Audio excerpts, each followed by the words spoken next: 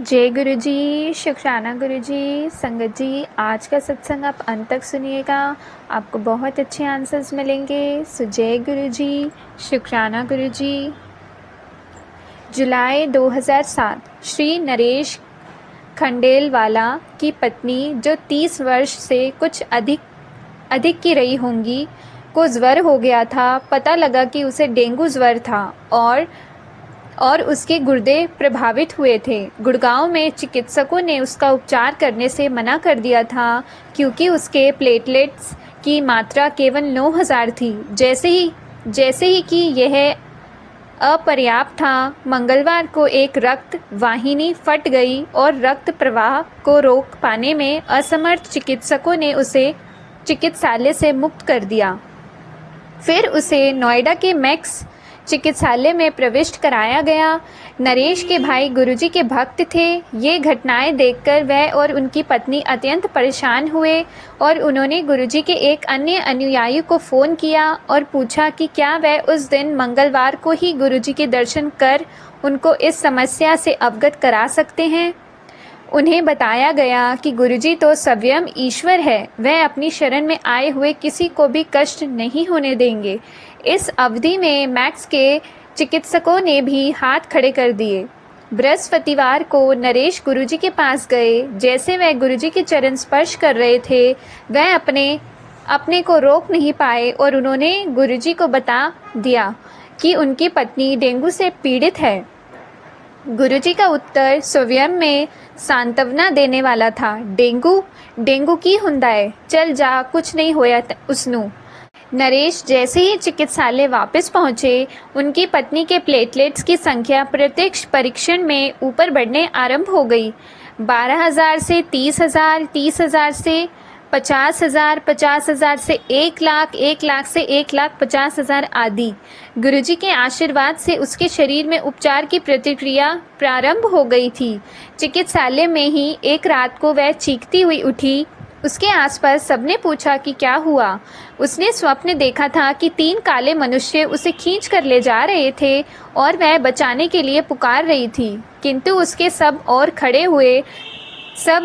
हुए समूह में से कोई कुछ नहीं कर पा रहा था।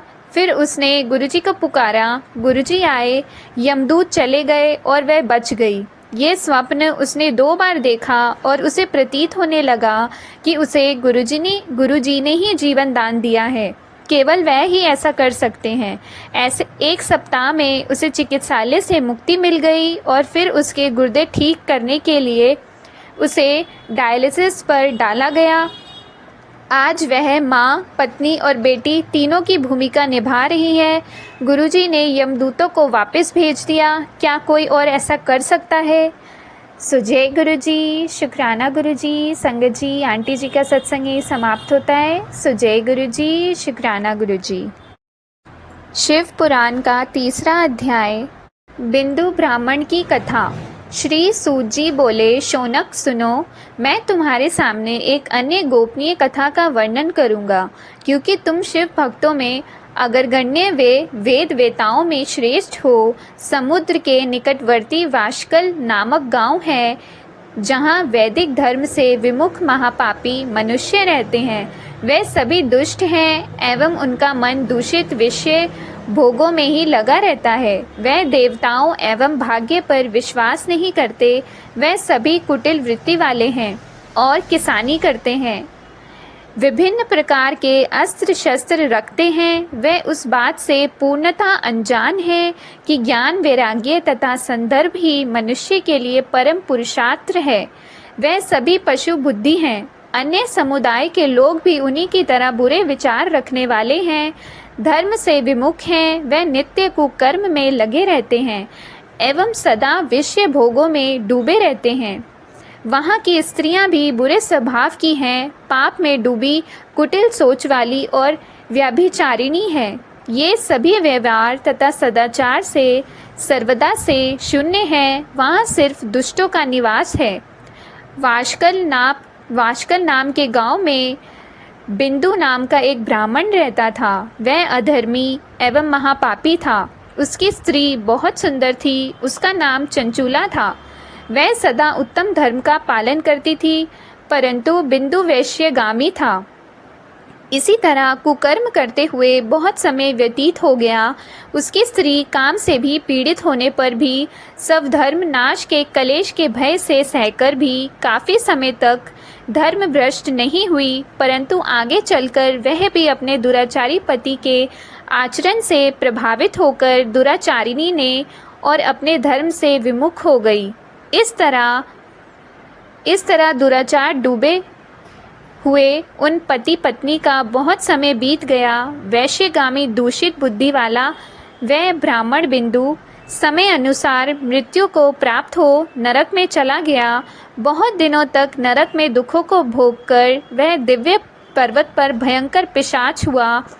इधर उसे दुराचारी बिंदु के मर जाने पर वह चंचुला नामक स्त्री बहुत समय तक पुत्रों के साथ अपने घर रहती रही। पति की मृत्यु के बाद वह भी अपने धर्म से गिरकर पर पुरुषों का संग करने लगी थी। सतियां विपत्ति में भी अपने धर्म का पालन करना कभी नहीं छोड़ती थी। तप कठिन होता है, लेकिन इसका फल मीठा होता है। विषय इस सत्य को नहीं जानता, वह विश्व फल का स्वाद लेते हुए भोग करता है। एक दिव्य योग से किसी पुण्य पर्व के आने पर वह अपने भाई बंधुओं के साथ गोकर्ण क्षेत्र में गए। उसने तीर्थ के जल में स्नान किया एवं बंधु जनों के साथ यत्र तत्र घूमने लगी। घूमते घूमते वह एक देवी मंदिर गई। वहाँ उसने एक ब्राह्मण के मुख से भगवान शिव की परम पवित्र एवं मंगलकारी कथा सुनी। कथावाचक ब्राह्मण कह रहे थे, जो स्त्रियां विभाचार करती हैं वह मरने के बाद जब यमलोक जाती हैं तब यमराज के दूत तरह तरह से यंत्रणा देते हैं। वह उसके कमांगों को तप्त लो ढूंढों से दागते हैं, तप्त लो के पूर्व से उसका संसर्ग करते हैं। ये सारे दंड इतनी वेदना देने वाले होते हैं कि जीव पुकार पुकार के कहता है कि अब वह ऐसा नहीं करेगा, लेकिन यमदूत उसे छोड़ते नहीं हैं। कर्मों का फल तो सभी को भोगना पड़ता है। देव, ऋषि, मनुष्य सभी इससे बंधे हुए हैं। ब्राह्मण के मुख से ये वैराग्य बढ़ाने वाली कथा सुनकर चंचुला भय से व्याकुल हो गई। कथा समाप्त होने पर सभी लोग वहाँ से चले गए। तब कथा बांझने वाले ब्राह्मण देवता से चंचुला ने कहा, हे ब्राह्मण, धर्म को ना जानने के कारण मेरे द्वारा बहुत बड़ा दुराचार हुआ है। स्वामी, मेरे ऊपर कृपा कर मेरा उद्धार कीजिए। आपके प्रवचन को सुनकर मुझे इस संसार से वैराग्य हो गया है। मैं मूर्छित वाली पाणिनि को धिक्कार है। मैं बुरे विषयों में फंसकर अपने धर्म से विमुख हो गई थी। कौन मुझ जैसी कुमार्ग में मन लगाने वाली पाणिनि का साथ देखा। जब यमदूत मेरे गले में फंदा डालकर मुझे बांध कर ले जाएंगे और नरक में मेरे शरीर के टुकड़े करेंगे, तब मैं कैसे महायातनाओं को सहन कर पाऊंगी। मैं सब प्रकार से नष्ट हो गई हूँ, क्योंकि अभी तक मैं हर तरह से पाप में डूबी रही हूँ। हे ब्राह्मण, आप मेरे गुरु हैं, मैं आपकी शरण में आई हूँ। मुझ उबला का अब आप ही उद्धार कीजिए। सूत जी कहते हैं, इस प्रकार विलास करती हुई चंचुला अब ब्राह्मण देवता के चरणों में गिर पड़ी। तब ब्राह्मण देवता ने उसे कृपा पूर्वक उठाया।